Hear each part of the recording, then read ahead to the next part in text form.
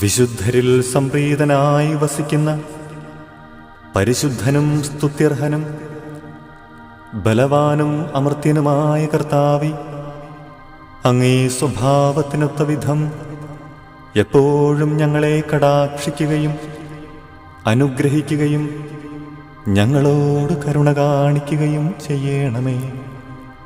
പിതാവും പുത്രനും പരിശുദ്ധാത്മാവുമായ സർവേശ്വര എന്നേക്കും.